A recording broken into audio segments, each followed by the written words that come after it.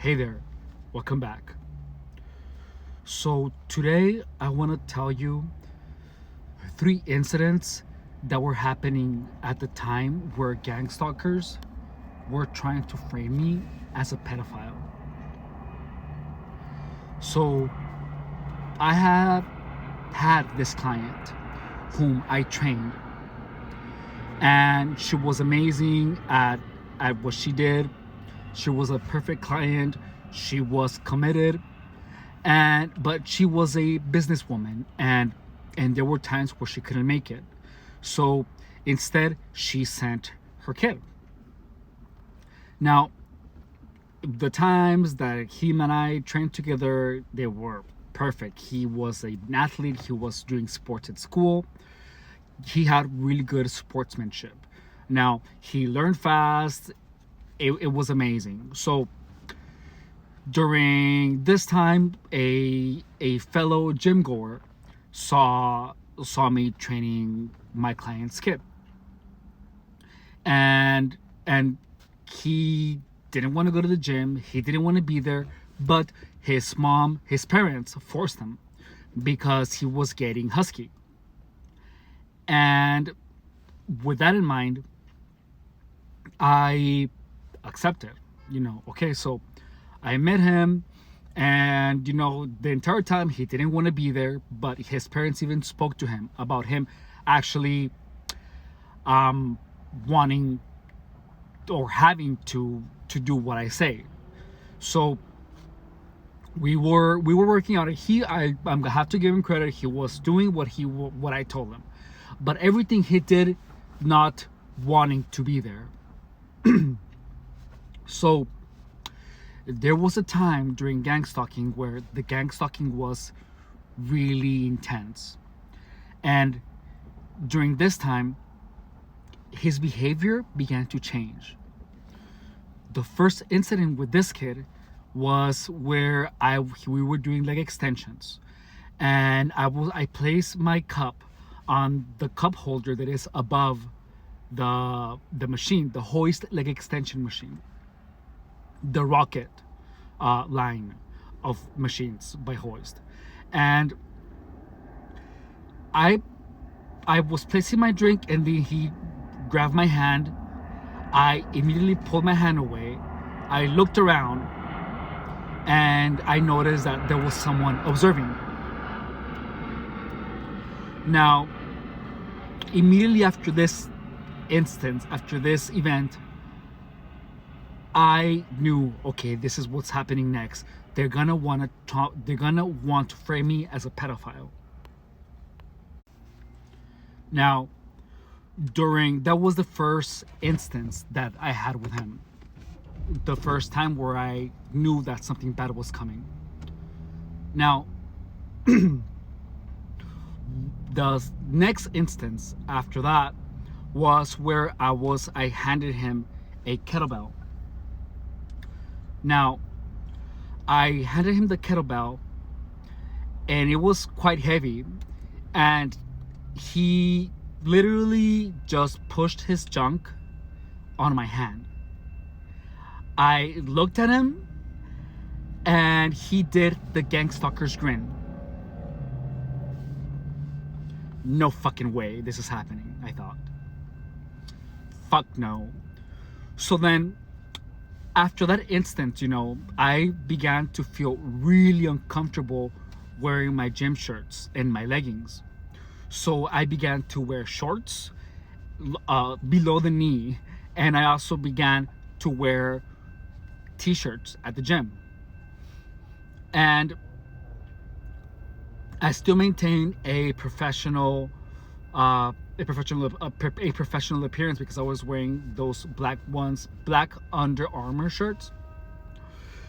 And whenever I train him, I kept my hands behind my back, and I kept like 2 meters away from this kid, because I knew he was dangerous.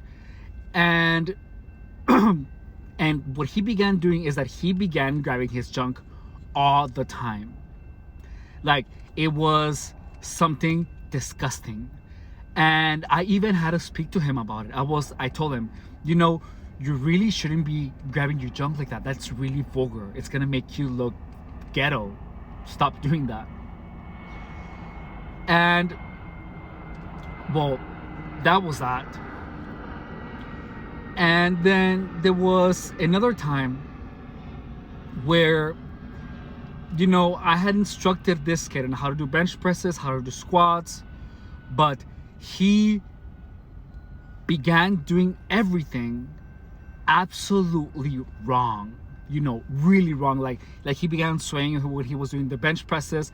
Like he almost hurt himself. You know, I was there to catch the weight, but it was something that he was doing so obviously on purposely wrong, you know, and as if to make me want to be mean to him, you know.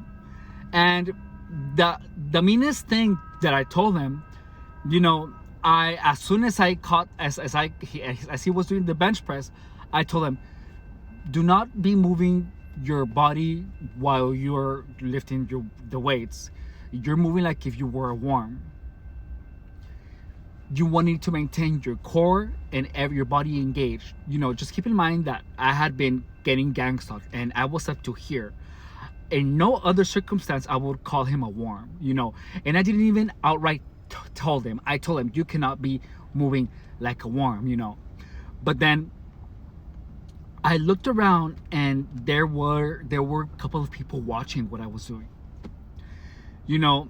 And I looked at him because I felt that I had put on a show as if to make me appear like a bad trainer, even though I maintain my composure. But to me, saying that he needed to stop moving like a worm, I would consider that something inappropriate, to be honest.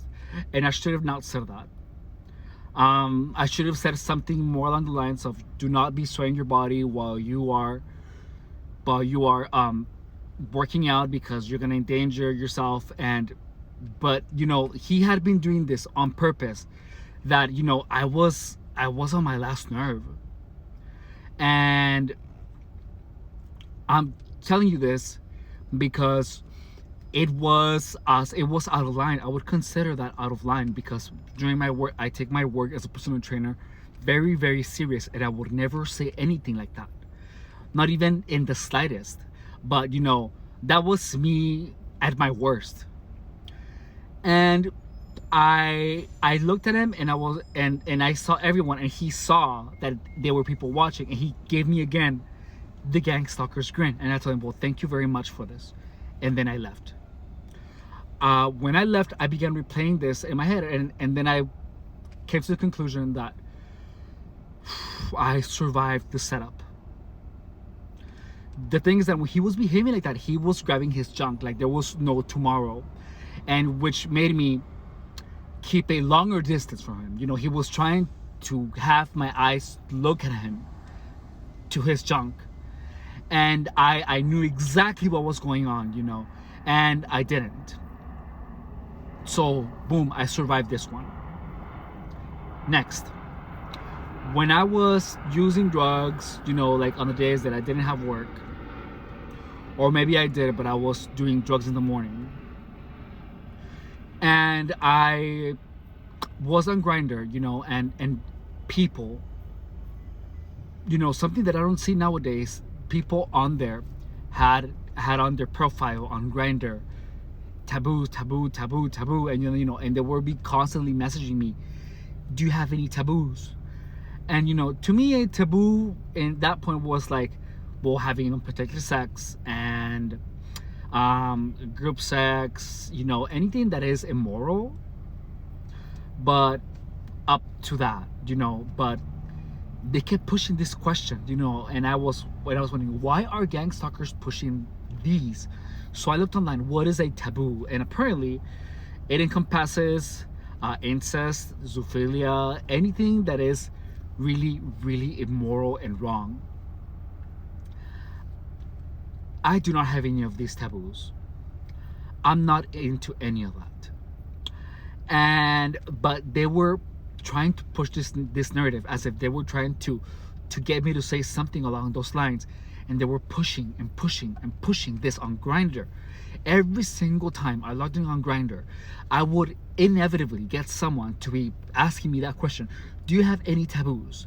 Do you have any taboos? And then they would tell me, I have this taboo. I have a taboo of incest, of this, of this, of this, of that, including things that are really immoral. And I feel uncomfortable saying these things on YouTube. But yes, all the taboos that I'm talking to you about are they told me that they had.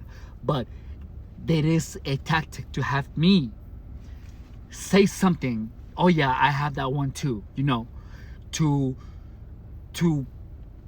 get that type of information from me, but I really don't. Now, that was another setup. Gangstalkers are gonna try to get information from you by saying this. So, oh yeah, I have this taboo, I have this other taboo, the things that they want to especially if it's written down, they want to tell you, oh yeah, I have this and this other taboo, only so that you will feel comfortable confessing anything immoral that you have.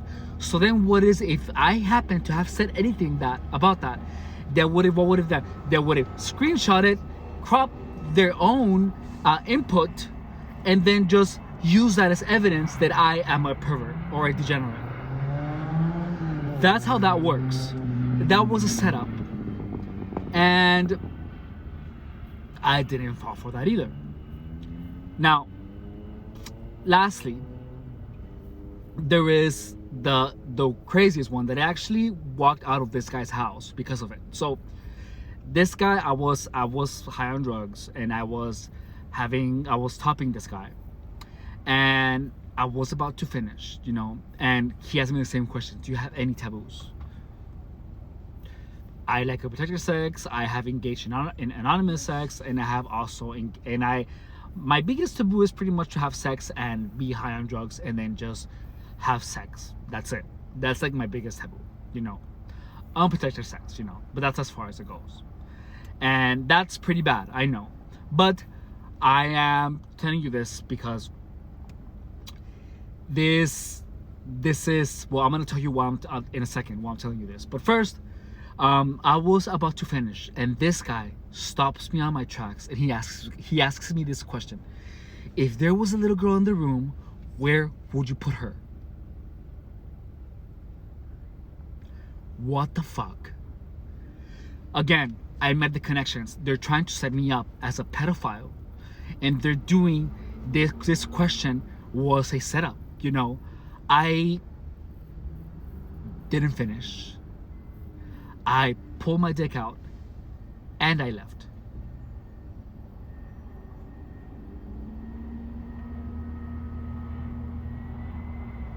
So be really careful. This is why you have to stay away from people who are gangstalkers. This guy was doing nothing that had to do with gangstalkers, and he just out of his ass pulled out this question to frame me as a pedophile. So, if you're getting gangstalked, stop doing these. I put myself in this situation, and I just didn't realize how insidious and how insane this setup as what it was going to be. I never thought that they were going to try to set me up to be portrayed as a pedophile. So this whole thing about having unprotected sex. So I am gonna be honest with you. So I am HIV positive. That's gonna come with the drugs. You know, if you're doing drugs and you're having unprotected sex, you know, it is going to happen if you just keep doing that, because it only takes one time. You know, and I was misbehaving, and that's the truth.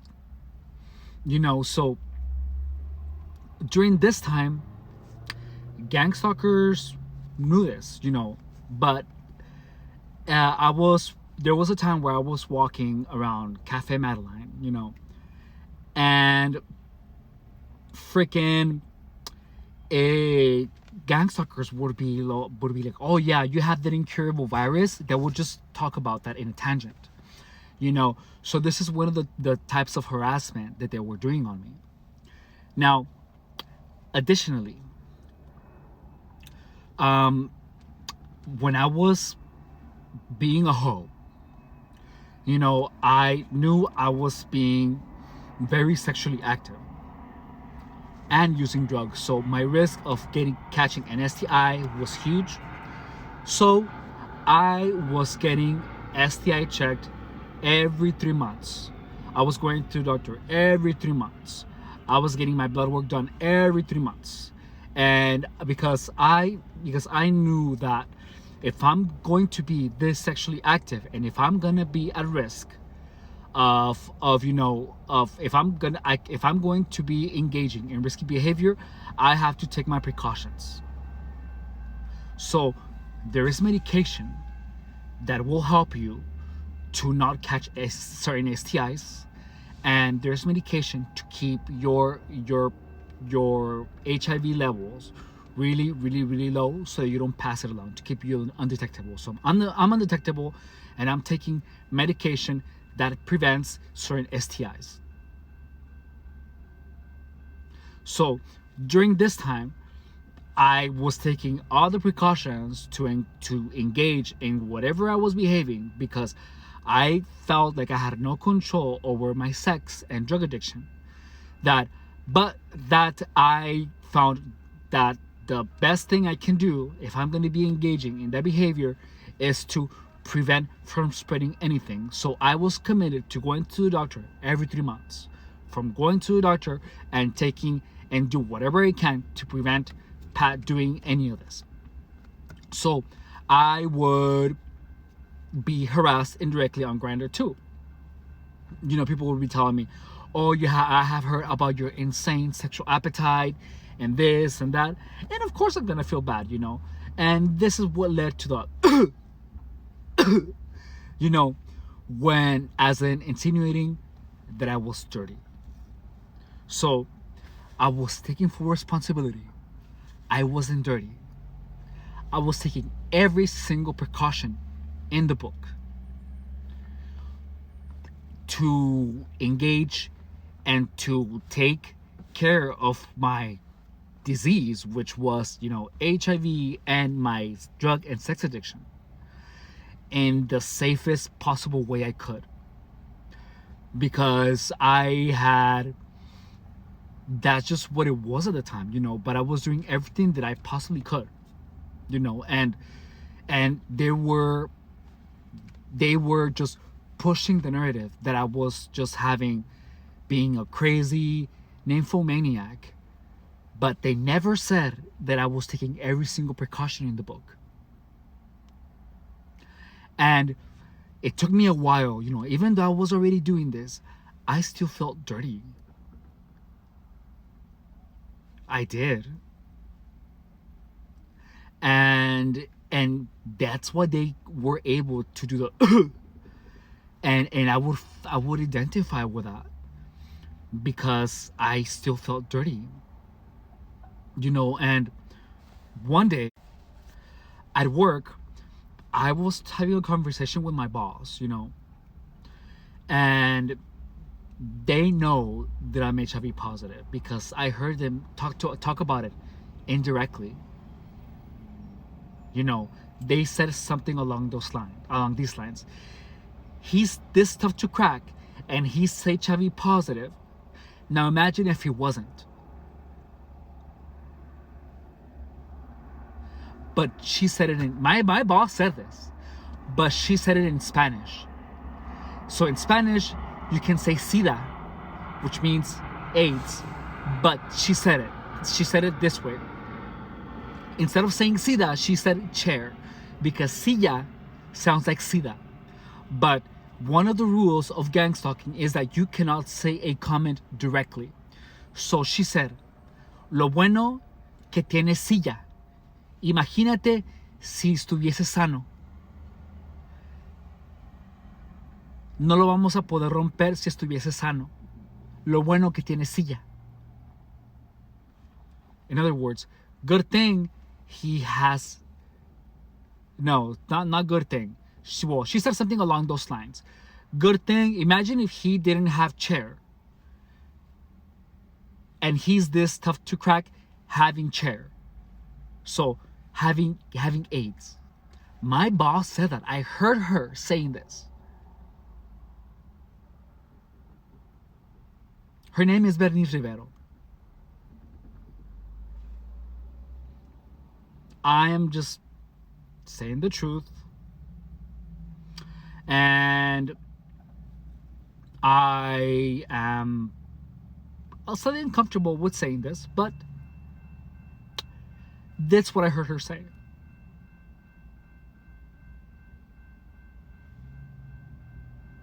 Anyways, yeah.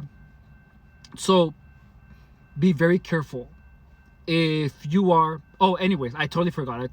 So, well, I was having a conversation with my boss about this, about sex, and I told her I don't know how it came up in the conversation, but I told her, I told her, I go to the doctor every 3 months and I get checked for everything because I'm being really sexually active, and she was shocked.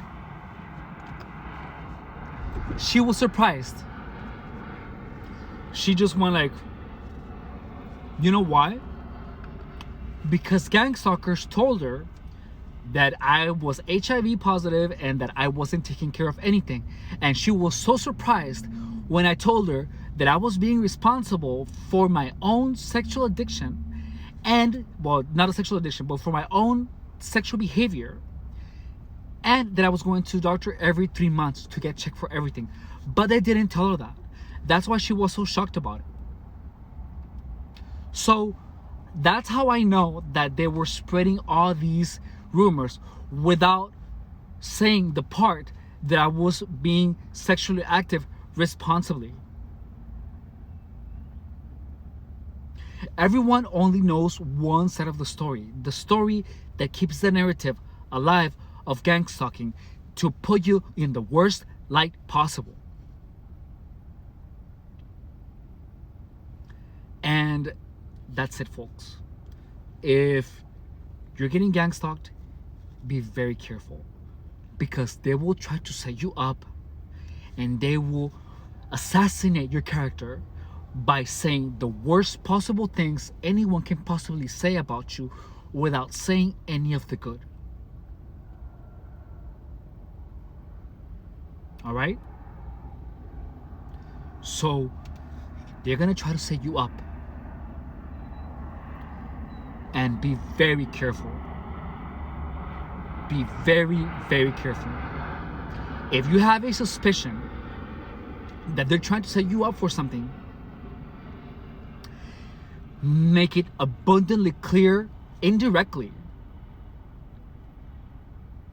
So like during this time, I always said I hate children. I like children from far away from me, because this actually had an impact on me.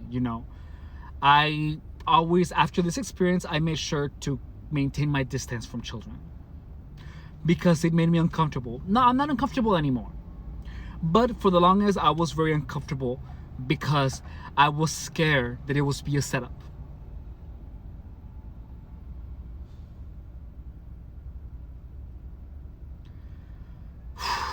And what else? The way to evade this is by simply stopping every single type of behavior that could lead to any type of setup.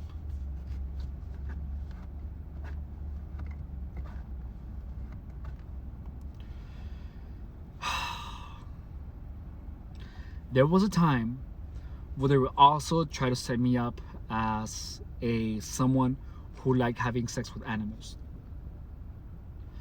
But that's a story for another day. Thank you for watching.